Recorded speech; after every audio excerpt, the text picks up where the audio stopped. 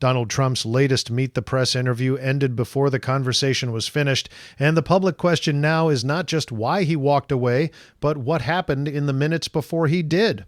The interview was taped on Friday, June 5 at Custer Farms in Chippewa Falls, Wisconsin, and aired Sunday on NBC's Meet the Press. President Trump sat down with moderator Kristen Welker for a wide-ranging conversation that moved through Iran, the economy, farming, the 2020 election, recent California primary vote counting, and a proposed anti-weaponization fund connected to people who say they were unfairly targeted by the government. But the moment now driving headlines came near the end when Welker repeatedly pressed Trump for evidence behind his claims that elections were being rigged. Trump pushed back, accused NBC and Meet the Press of being crooked, removed his microphone, and ended the interview with the words, "Let's call it quits." For verified entertainment updates without the rumors, subscribe to Startline Entertainment. The reason this moment matters now is that it pulled several unresolved public controversies into one televised exchange. It was not only a clash between a president and a journalist, it was a confrontation over how much evidence public figures should provide when they make election fraud claims, whether taxpayer money should ever go to people connected to January 6 prosecutions, and how a political interview handles false or unsupported claims in real time. According to the public record, the interview was already difficult before the final exchange. It was held in Wisconsin, where Trump was also attending an agriculture-focused roundtable. Reporting from the Associated Press said the taping was interrupted by heavy rain falling on the metal roof of the barn, at times making the interview difficult to hear. That detail matters because Trump later referenced the rain directly, saying he had sat with Welker in the rain for about an hour and had given her enough time. The conversation covered several subjects before the walkout. Trump discussed the war with Iran and rejected the idea that the conflict contradicted his earlier political messaging about avoiding new wars. He also talked about costs facing farmers, the possibility of interest rate changes, and the proposed anti-weaponization fund. But the interview tightened when Welker pressed him on election claims. One key thread involved California. Trump had claimed that vote counting in recent California primaries showed something suspicious because results were still being counted days after the election. The Los Angeles Times reported that Trump made those assertions without providing evidence and that Welker challenged him by saying that slow vote counting is part of California's normal election process. When she asked him for evidence, Trump answered that all he had to do was look. That answer became one of the central moments of the interview because Welker immediately pushed back, telling him that looking was not evidence. At that point, the exchange moved from a policy interview into a confrontation over proof. Trump continued to argue that the elections were rigged, while Welker continued to ask for support for the claim. The California issue also carried its own context. The Los Angeles Times reported that a misreading of vote data in the Los Angeles mayoral race had helped fuel a false narrative that Democrats were cheating. The paper also reported that First Assistant U.S. Attorney Bill Escalated said the zero-vote claim being circulated was false and that candidates had received votes in every update. At the same time, Escalated said his office had multiple election fraud investigations underway with the FBI in Los Angeles and asked witnesses to come forward with real information, not rumors or secondhand claims. That is an important distinction. An investigation can be underway while a specific public claim remains unproven. The existence of an inquiry does not automatically confirm the allegation being discussed. In a story like this, the safest wording is that Trump made claims without publicly providing evidence in the interview, and that Welker pressed him on that point.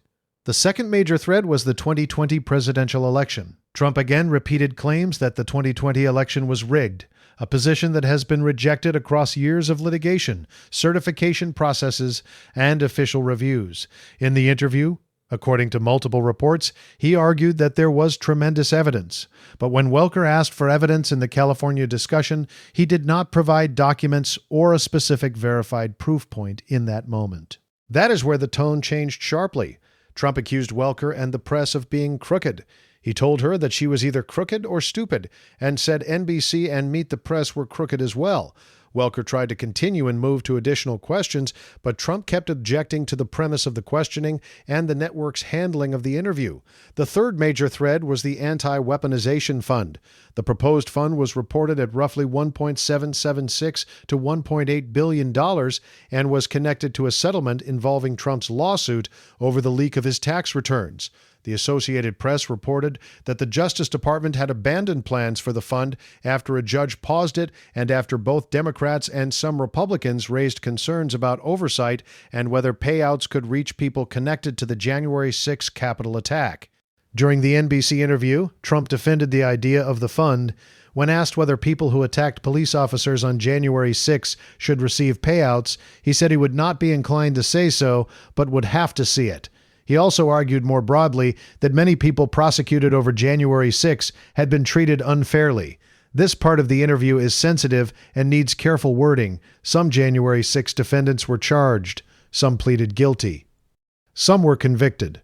Some were later pardoned by Trump when he returned to office. Those legal categories are not interchangeable. A truthful script should not flatten all of those people into one description or imply that every person in the group had the same legal status.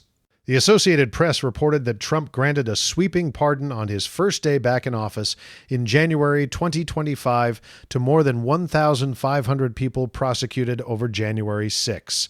That made the funding question politically sharper because the interview was not only about past prosecutions, it was also about whether the federal government should financially compensate people who say they were wrongly targeted, and whether any such system could include people tied to the Capitol attack. Axios framed the interview as capturing two fights likely to follow Trump: the scope of his Iran operation and whether taxpayer money should go to people he casts as victims of political prosecutions. That framing explains why the story moved beyond one viral clip. The walkout is the visual moment, but the policy questions underneath it are why the interview continued to generate coverage. As the exchange reached its final stretch, Welker tried to shift to other questions. Trump continued criticizing the press. He said he had sat in the rain with Welker on and off and had given enough time. Then he ended the interview, removed the microphone, and walked away. People reported that Trump appeared to press his microphone under his shoe after removing it. That detail has circulated because it is visually memorable, but it should not be the center of the story. The stronger editorial angle is what happened before that: the repeated requests for evidence, the fund question, the January 6 context, and the way a major network interview broke down in real time. What remains confirmed is that the interview was taped on June 5, aired on June 7, and ended early after a tense exchange between Trump and Kristen Welker. It is also confirmed that Trump defended the anti-weaponization fund idea even after the Justice Department had backed away from the plan, and that he repeated unsupported claims about California vote counting and the 2020 election during the interview. What remains unclear is whether Trump will actually sit for the follow-up interview Welker said he had agreed to after the rain-disrupted taping. The Associated Press reported that Welker said she spoke with Trump on Saturday and that he agreed the weather caused complications and said he would do another interview in the future.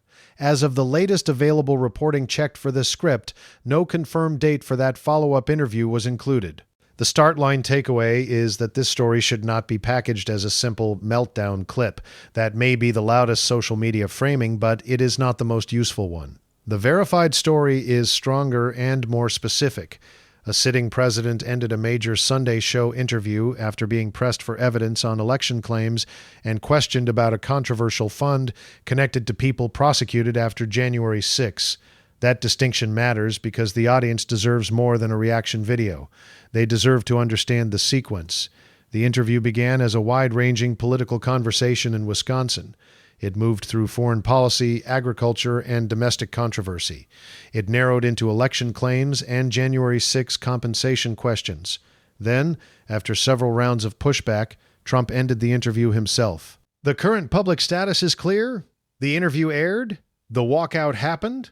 Multiple outlets have verified the same broad timeline. Trump's claims about California vote counting and the 2020 election were challenged because he did not provide evidence in the exchange.